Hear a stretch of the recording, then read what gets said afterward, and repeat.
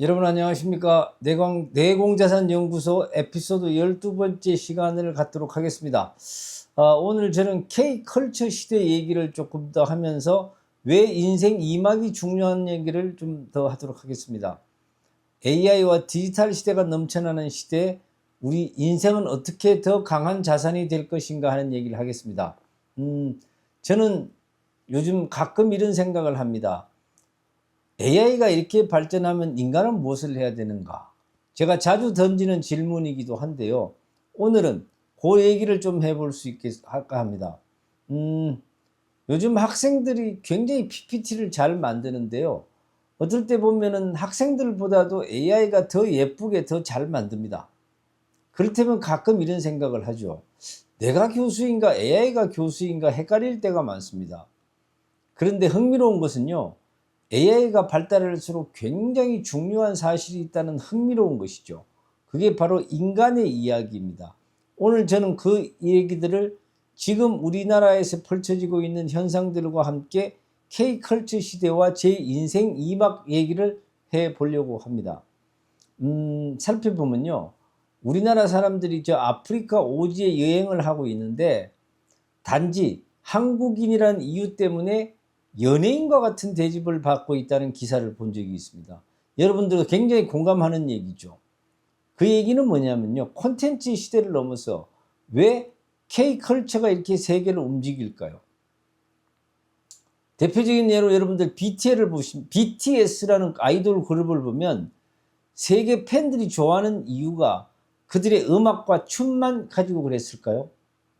그보다 더 화려하고 잘하는 세계적인 스타들은 많았고요. 일찍이 마이클 잭슨이라든지 이런 사람들이 춤은 더 화려했을 것이고요. 비틀즈라든지 세계를 열광하게 시켰던 아티스트들은 굉장히 많았을 것입니다. 그러나 BTS가 이러한 K컬처를 만들고 세계 사람들을 움직이는 것은요. 그 안에 인간다움이 있었지 않느냐 하는 생각을 해봅니다. 청춘의 불안함, 꿈, 외로움, 포기하지 않는 그런 서사적인 얘기가 있습니다. 그걸 일명 우리는 세계관이라고 얘기를 하지요.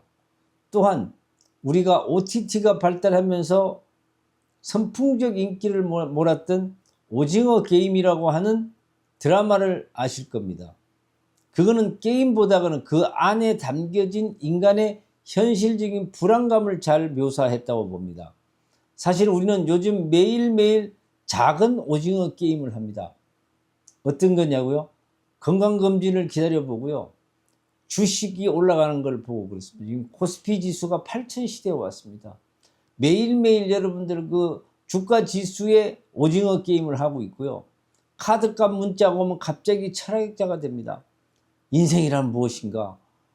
인생 2막에 뭐가 더 중요한가? 과거 산업화 사회에는 젊음과 스피드가 경쟁이었습니다. 빠르게 배우고 빠르게 움직이고 빠르게 적응하는 사람만이 잘 살았습니다. 하지만 지금 디지털 AI 시대는 조금 다르다고 생각을 합니다. 얼마나 빠른가 하는 문제는 이제 기계와 정보통신 기술에 매달려 있고요. 우리는 얼마나 자신을 잘 성찰하고 인간답게 얼마나 깊이 있는 삶을 살아가느냐가 중요할 것 같습니다. 우리는 자연의 준 물리적 법칙과 디지털의 법칙과 또한 새로이 죽은 우리 인간의 내면적인 자연으로 돌아가는 두 개의 이론들이 지금 만나서 새로운 형태의 세계관과 문화를 만들고 있습니다. 20대나 40대나 50대나 다 불안하죠. 선생님 나이가 되면 비밀번호 잊어버리지 않을까? 매번 노트하고 스마트폰도 하루에 몇 번씩 잘 들여다봅니다. 그것이 뭘까요? 이미 우리는 AI보다가 그런 것들을 더 잘 알고 있다는 것입니다. 인생 2막은 단순히 나이가 들어가는 시기만 가지고는 할 수 없죠. 삶이 축적되는 시기입니다. 데이터는 넘치는데 통찰력이 부족합니다. 지난번에도 여러 번 말씀드렸습니다만 그걸 통섭이라고 표현했습니다만 요즘 사람들은 너무 많은 정보를 압니다. 근데 이상하게 왜 불안해졌을까요? 유튜브의 알고리즘, 50대 이후에 성공하는 사람들, 그리고 우리는 많은 것들을 생각합니다. 팬덤 문화, 새로운 경제 패러다임, 그죠? 알고리즘이 만들어가는 세상, 그렇죠? 우리는 이런 얘기를 너무나 잘 알고 있습니다. 하지만 AI는 패턴을 잘 분석합니다. 하지만 누군가를 오래 사랑해 본 경험, 실패하고 다시 일어나는 경험, 버티고 살아온 인간적인 영역, 이런 것들이 어떻게 되면 우리의 K컬처를 이끌어가지 않을까요? 이런 것들이 또한 우리 인생 2막의 핵심 콘텐츠가 아닐까 생각을 해봅니다. 그렇죠. 외국의 서희들 말하는 우리가 미드를 많이 향유하고 살았던 시절이 있습니다.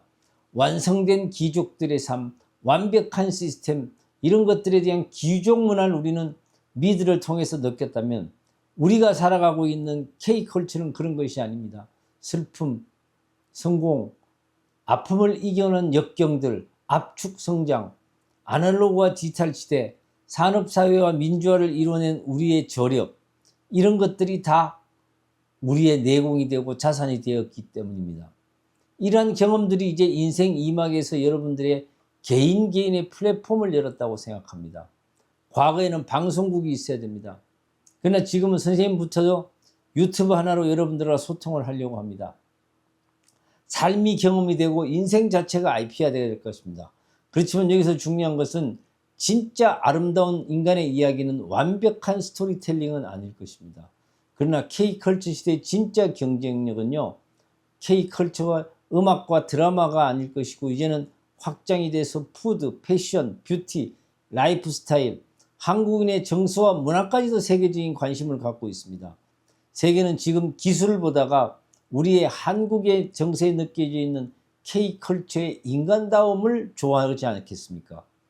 AI는 효율을 만들었지만 삶의 의미를 설명할 때까지의 저력은 없는 것 같습니다. 그래서 우리는 앞으로 더 중요한 것은 얼마나 우리가 더 인간적이고 친자연적인 삶을 살아야 될 것입니다. 자, 왜 그러면 다시 내공자산 연구소를 만들 것입니까? 이것은 돈만의 것이 아닐 것입니다. 이런 새로운 AI 시대의 자산은 여러분들이 버텨온 힘, 사람을 이해하는 능력, 삶을 해석하는 시선, 이런 것들이 다 스토리텔링이 되고 여러분들의 자산이 될 것입니다. AI 시대, K컬처가 범람하는 시대, 여러분들은 이 제 인생 2막의 화려한 콘텐츠로 여러분들의 개인 플랫폼이 되시길 바라고요. 속도가 아니라 깊이로 승부하는 여러분이 되시길 바랍니다. 오늘도 여기는 내공자산 연구소였습니다. 감사합니다.